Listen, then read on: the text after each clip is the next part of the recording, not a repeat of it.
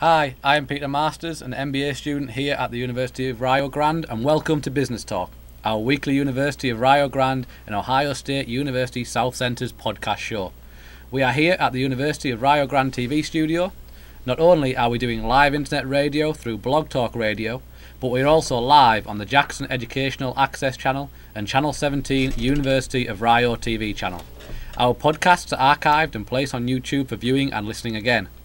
Our mission is simple: to promote the University of Rio Grande and its diverse educational programs, promote the Ohio State University South Centers and its many business technology programs, promote the various small businesses and economic support organizations, and finally promote Southern Ohio, a great place to live, learn, and enjoy life to the fullest.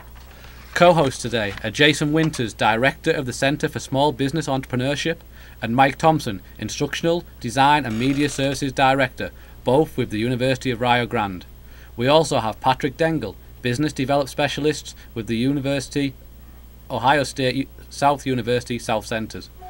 Today we would like to welcome Brad Bergefurd, Horticulturalist and Specialist with the Ohio State University Extension. Welcome, Brad. Thank you. You know, Jason, it's been a while since we've had Brad on here. Mike, this was before your time when we did just radio. Yeah. And Brad was somewhere on a farm teaching a class. Outstanding in your field, I'm sure. And he was kind enough to come on to the radio show. And it was an exciting experience. Well, finally, we were able to get him in live. Well, Pat, I'm really glad he's here today. You know, on a cold February day like today, it is really nice to start talking about warming the soil and growing crops. It makes me long for that time when I can get out there and play in my field. Yeah. You know, get away from everybody and go play in the field. And maybe during this show we'll talk a little bit about some of the differences from England in their crops and perhaps what we're doing right. Brad, you have a lot of experience in the agriculture, the horticulture, but tell us about yourself. Tell us about a little bit about you. Okay. Well, yeah, thanks for having me, guys. This is a good time of the year to plan for the upcoming growing seasons. We can all tell spring's in the air, and this is when we want to be doing a lot of things to plan for the upcoming growing season. No matter what size of field, what size of farm you have, now's the time to make those plans, and hopefully we can talk about that today. But yeah, you're right, Pat. I have been involved in the commercial fruit and vegetable production industry for quite some time. I'm actually a fourth-generation vegetable farmer myself. And also I have 22 years of experience with the Extension Service, mainly working with fruit and vegetable growers or those farmers that are looking to diversify their farming operations. Why they look at fruit and vegetables is because there is a higher dollar return that can be made by growing fruit and vegetable crops compared to our traditional agronomic crops. Well, I know several individuals, Mike and Jason, are very actively involved in the agricultural end, but I'll be quite honest with you. I never have dug around in the soil. So, is this show for me also? Yeah, it is. It's hopefully we cover some production techniques that just anybody, and if you have a large backyard, doing some things that in terms of production and prepping and planning for that production of that particular fruit and vegetable, it can yield some pretty good profits as well as provide quite a bit of fresh produce for the family. Pat, I think what you'll also find out from this information session today is that there are some people that are just meant to go and purchase at farmers markets. That's me. Is true. There is a lot of management and a lot of work. I tell a lot of my farmers that are looking to diversify in the fruit and vegetables, don't count your time, because you probably can make more money working at a fast food restaurant than you can on a per hour basis than you can growing fruits and vegetables. So what kind of vegetables and fruit do you grow? Our family, again, I said I'm a fourth generation vegetable farmer, and I actually work for my wife in the evenings and the weekends. Don't we all? Amen.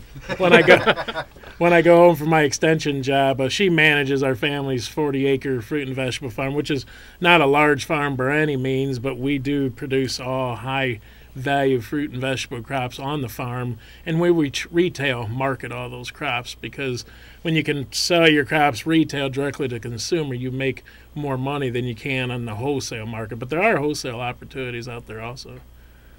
But on our farm, we produce over 40 different types of fresh market fruit and vegetables. I say we raise just about everything from asparagus to zucchini and everything in between.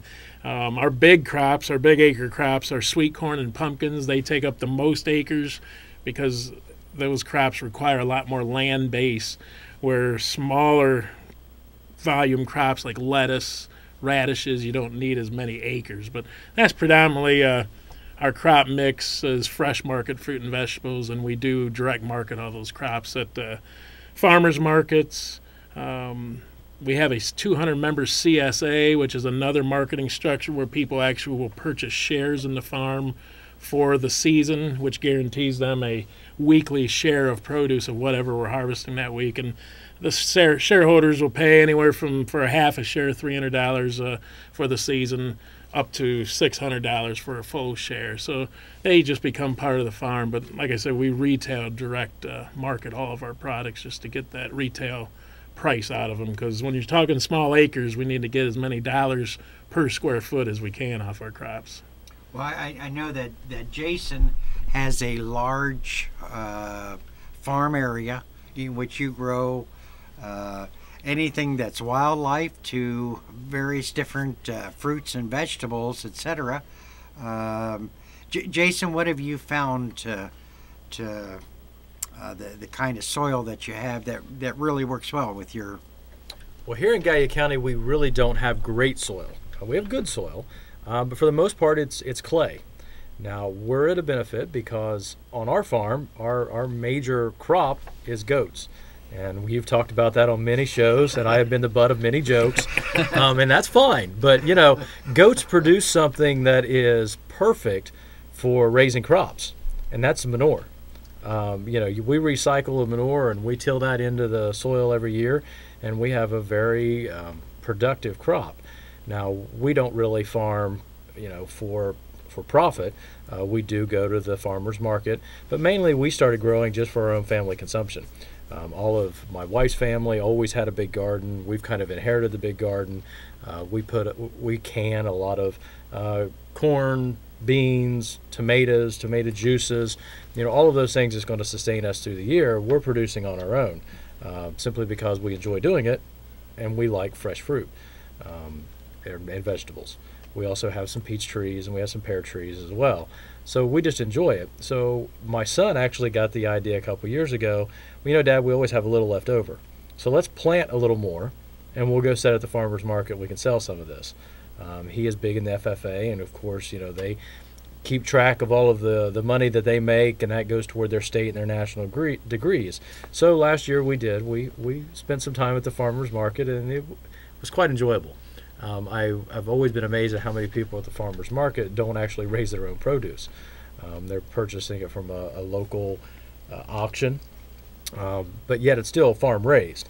So we didn't get in it for profit, but there can be. And we don't raise a big garden. I think our garden's probably, we've got a couple different gardens, maybe a couple acres is what we raise, and we're probably not efficient at all. And I think that's what we're going to talk about today, is how to make that garden efficient. Or extending the growing season. Yeah. How do you do that? Extending the growing and the marketing season. Do we turn up the temperature on the sun, and or you know, global warming is a good thing for us because it gives us a little longer growing season? Something that I learned, and hopefully Brad will answer or talk about this, was soil testing. I did not know that even if I were to plant a small garden, that it probably would help the soil test. Or even soil testing your yard. Yes, your yard. The phrase we always use is "don't guess soil test," because we don't know what that soil's composition is made of, whether it's too acid, too alkaline, the minor elements that might be lacking or we're okay with, or the major elements like our phosphorus, potassium, that all, you can't look at the soil and tell. You can look at your crop and tell, okay, that crop's not growing right, but you still have a hard time deciding what that limiting factor is. What is our crop hungry for? And you just can't go out and throw some 12-12-12 on it and expect it to go. Right. You may be putting down the wrong 12-12-12. You may need something else. So this time of the year, as the fields dry out, or your gardens or your lawns, we do suggest getting a soil test taken. And today it's a little quicker than it used to be back 20 years ago when we had to mail those samples and mail the results back. You can drop the soil samples off right at the lab or put them in the mail, but within 24 hours of that lab receiving the soil and running it through their lab, you will get a report of that soil nutrient value emailed back to you. So now is the time of the year you want to make those adjustments to pH of the soil by adding lime. If it's too acid, we can add lime at certain rates, but again, we don't know what those rates are until we get the soil tested. But it takes lime a while to activate and start changing that pH. Mother Nature's always going to bat last. She's always going to win out, but we can change that pH of that soil for a particular amount of time. Every 3 to 4 years, we suggest getting a soil test taken. Is soil testing expensive? It's going up a little bit. It takes a lot of real high-tech equipment, lab-type equipment to get the soil tested, but a grower or a gardener can come in to most extension offices. I also am the agriculture agent in Scioto County. I'm the ag agent half-time down there, and we offer soil testing services, and the growers or the gardeners can come in, bring their soil sample, we will bag it, we'll send it to the lab, and then within 24 hours of the lab receiving it, you'll have the results. And it varies depending on what test you want to take, but a basic soil test is running around $18 right now. Okay, so how would you do that? If you have either a yard with a different condition in the back or the front, or two different fields that maybe lays low and one's high, should you take different samples, and does each of those cores, or do you just scoop up a piece of dirt 5 inches or what? Yeah, those are very good questions. And if you do have problem areas, we do suggest getting those problem areas tested separately. But say you have a larger field and doesn't have real major differences within that field, we do suggest doing a grid sampling where you can walk across the field and you just pull random samples throughout the field. You don't want to just pull on the edges because you might have too much fertilizer, too much manure or compost right there, but you walk throughout the field in a zigzag pattern, pull your soil sample cores about as far down as you're going to till or plow, which is about 6 to 8 inches is a usual plow layer. Pull your soil cores there, put them all in a bucket, mix them all up, and then fill that. We only need about a pint of soil to get tested. So you do an average. And you get an average of the whole field. But if you do have those problem areas, then you would want to have those problem areas tested separately, for you can treat those different than the rest of the field. Right. But this is the time of the year to do that. And again, we're running out of time. We like to have those lime. And if it's too alkaline, say blueberries require an acid soil. So if a grower wants, or anybody, even a gardener wants to produce blueberry crop, we get the soil tested, see what the pH is. It's probably going to be too alkaline, so we can add elemental sulfur to those rows where we're going to plant the blueberry bushes and bring that pH down to a 4.8 to 5.2 pH, more of an acid soil for the blueberries. I'm just curious. Ohio is agricultural base.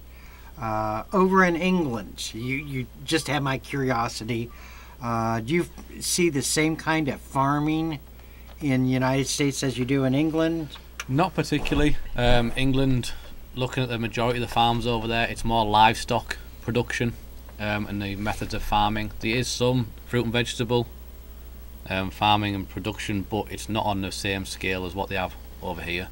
Like my personal experience with fruit and vegetable growth is a packet of seeds from Walmart. That is about my limit of what I know on growing.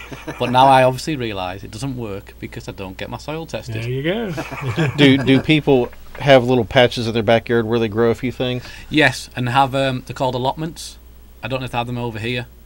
In England, a lot of the industrialised and heavily populated areas, they don't have back gardens or land to grow. So what they have is called allotments, and it's basically a patch of land where people buy little bits of it. It's just maybe 15 by 15 feet, and they have a little shed on there, a little hut where they have all their gardening tools, and they have their own land, and they buy it, and you get about 50 little patches, and like people have like organisations and groups. Is that where the serfs go to grow their stuff? Yeah. Yeah. But no, it's all locked up. Yeah. It's all normally secured and gated, but I mean they do have like their own little patches of land in there. So I mean, not normally for the younger people, but normally as people start to understand how to do it. Yeah.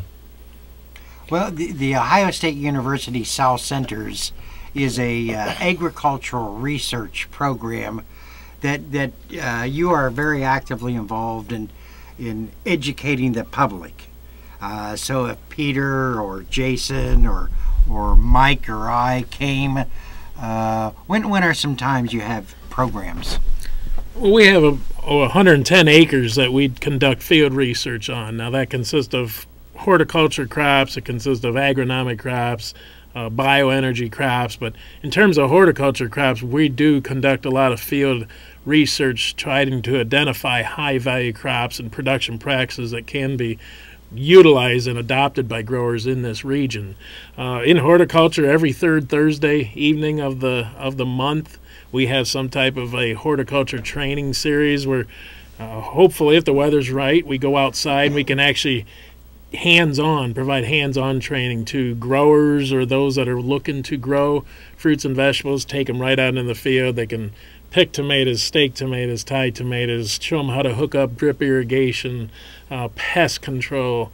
There's no better way to learn than going right out to the field. So usually third Thursday of the month. If anybody's interested, just send an email or give us a telephone call, and we can add you to. It's all done by email now. We can't mail things due to budget cuts, but we can add you to a horticulture email list, and then you'll be up to date on most recent educational programs, field days that we're going to be conducting at the research farm in Piketon.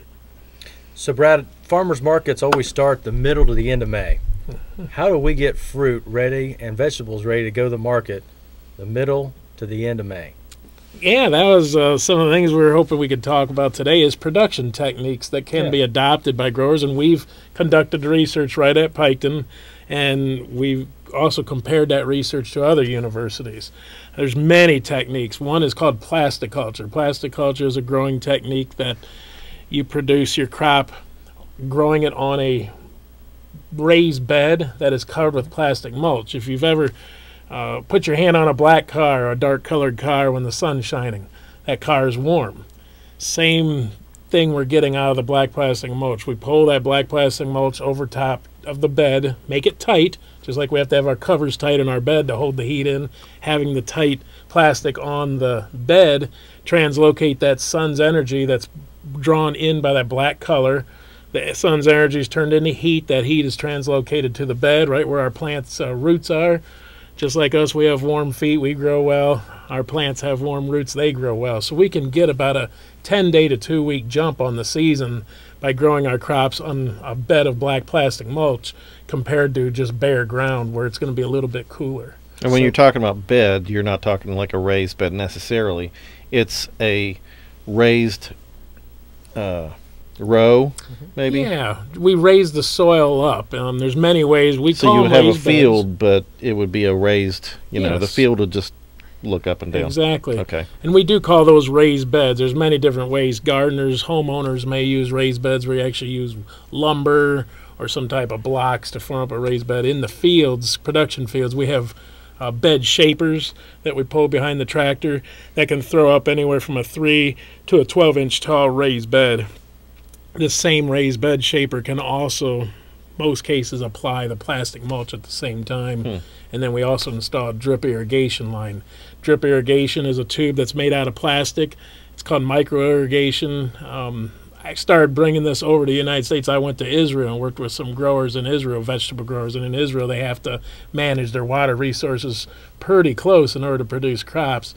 This technology was developed by engineers in Israel. Is this the small plastic lines, or is this the leaky big hose? Both, depending on the crop. If you got a perennial crop, you'd use the leaky hose, which is larger diameter and a little heavier gauge plastic, where if you just use an annual cropping systems like tomatoes or peppers, it would be the thinner irrigation tube, and it's just drip, drip, drip. Yeah. You cut your water usage in half or better compared to overhead irrigation, where for generations we've just sprayed water all over the crops. Plus it reduces disease. In order for disease to take place on fruit and vegetable crops, you have to have leaf wetness for a certain period of time.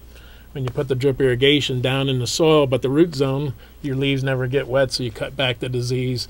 Thus, you don't have to apply fungicides and other pest control measures to control that disease.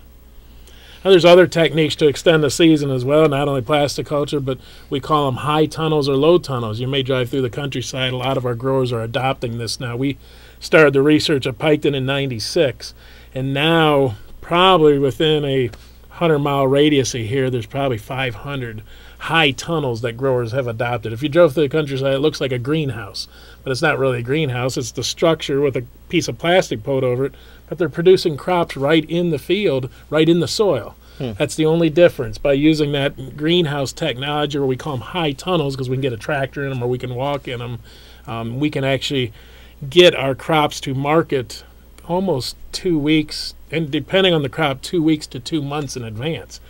Tomatoes, for instance, we're going to start planting tomatoes here in 2 weeks, and you wouldn't even think about planting tomatoes to the field until the end of April. So we're going to get about a 2-month jump, and we'll start harvesting then 15th to the 20th of June, where you don't usually start harvesting till the end of July. There's low tunnels that are a little bit more cost effective. Those are ones that you just take your row and you pull the plastic over top of it using high tensile wire or PVC hoops. Pull the plastic over top of that, and that'll actually give you a jump on the season as well. But you can't go into those. That's why they're called low tunnels. You got to take the plastic off and work the crops that way. And you could move your crop back into the frost season that way. Right. Too. It gives us, each plasti-culture technique gives you about one growing zone to the south. So we throw in a high tunnel. We're zone 6. We're like Georgia or the Carolinas. That's how we're advancing that crop's growth by utilizing that technology. What kind of crops are the worst for deer? All of them. Just like we like our fruits and vegetables, the deer like our fruits and vegetables as well. So if you do have deer pressure around your house, your garden, your farm, beware, because like plasti-culture strawberries is a technique where we grow strawberries on a bed of plastic. That system cost us about $10,000 an acre to plant. And if you have a herd of 20 deer come in, they could eat all your plants and walk on that plastic and put holes in it overnight. And this is not eating when the fruit is bearing. This is right after we've planted them. This is just the greens. You could plant tonight, or usually we plant plasti-culture strawberries Labor Day weekend, the first weekend of September. But you could plant them Labor Day, and they come in that evening and eat them all. Because you know how big these herds of deer can be here in southern Ohio, and nothing like investing $10,000 and then having the deer come in and literally eat your profits overnight. So what do you suggest when individuals do this technique, the plasti-culture, how to prevent some of the larger animals and smaller rabbits or deer, whatever? Not just with plasti-culture, with any fruits and vegetables. We want to protect our investment. And if you come to our research farm any Thursday, third Thursday of the month, you will see where we have a 12-foot tall electrified fence around our 40 acres where we grow our fruit and vegetable research plots. We also have had schools where we teach growers how to construct temporary fencing, because you want to utilize crop rotation. So maybe a grower is going to move out of that patch and want to move their crops, so then they will move the fence with it. Ours is permanent because we're always doing fruit and vegetable research there. But just fencing, if it gets too bad, you can prove to the wildlife officer you are getting economic damage. They will issue kill permits. And we have a lot of growers in this area that I work with that will have to get to the point of getting kill permits. Just location. locating where maybe the deer don't come in, closer to the farm, closer to the house, closer to the barn, for it's not in the back 40. Jason uses his Great Pyrenees to run around his fields to keep the deer out, and they also keep the coyotes and everything away from the goats. But we have a lot of orchards, especially, that will have a fenced-in orchard and then let the dogs run loose in there just for the deer can stay at bay from those dogs chasing them. So we do have to keep that in mind, though, Pat, because this is costly. Grow fruits and vegetables. If you haven't bought your seed yet, you can see the seed prices went up. Plants are expensive. Plastics expensive. Irrigation expensive. So we want to protect that investment, not just from the deer, but the rabbits and the coons and the possums and skunks. And we've even been out harvesting sweet corn, and you look down the row, down the lane, and there's a coyote walking along, standing on its back legs, pulling the ears down, eating the sweet corn. Our dogs like sweet corn, so that's why I guess the coyotes like sweet corn too. So just about any wildlife's gonna. Turkeys are another one. These wild hogs. This side of the state, we had a session on it at the conservation fair last fall at the Sauter County Fairgrounds, just on wild hogs. You get down to Lawrence County and down along the river, and wild hogs can come in and just mutilate a field real not fast. You and your motorcycle gang, Jason. Oh, shoot. Okay. Not those hogs, no. And what about the real small pests? The bugs and The bugs. You mean Pat? The small. Oh. Small. You're not very tall. Oh, I see. Okay. Yeah, I mean, there's so We're many pretty issues with feisty growing today. fruits and vegetables, but you have your standard insects and disease. There's so many of them. I would suggest anybody interested in looking at fruit and vegetable production for the garden or on a commercial, somewhat of a commercial scale even, just a small acre can produce a lot of fruits and vegetables. We have, through your extension office or through our OSU South Centers, we have several publications that can help you. One is Ohio Line. You just type in Ohio Line, and that's Extension's website where you can download fact sheets on every crop that can be produced, both commercially as well as in the garden, and those give you quick facts on how to grow those crops. We also have more in-depth publications like the Midwest Vegetable Production Guide, which is I call it the Vegetable Grower's Bible, because it goes in-depth on production from asparagus to zucchini and everything in between. We also have those for berries, for fruits. I would suggest anybody interested in growing those crops look at those publications, but they're a lot of them are online for free, but Ohio Line, all the fact sheets that are available on those crops are available for free on Ohio Line. Are there any crops that are more sure things? We've had droughts and flooding seasons and all that kind of stuff. Are there any crops that are more foolproof than others? Not in terms of fruit and vegetables. No. Okay. In terms of fruit and vegetables, the corn and soybean crops can actually go dormant. This year's drought, they went dormant for several weeks, get a low shower, they come back to life. And when we're talking the short life of these crops, like a radish crop from seeding to harvest can be 28 days. If it doesn't rain for 20 out of the 28 days, that crop's not going to do very well. Just like if we didn't have moisture for a good part of our life, we wouldn't do very well. So no, you're always going to have issues, and that's what I just want to get across, that if anybody looking at production of fruits and vegetables needs to be aware that there are these issues. It's not easy, takes a lot of labor, takes a lot of management, but it can be done for anybody who likes to grow crops and be out in the 100-degree temperatures and 100% humidity and picking strawberries and picking tomatoes. You can make a lot of profits, and you can make a lot of production off of a small piece of ground. Brad, we only have a couple minutes, and we still have a couple hundred questions.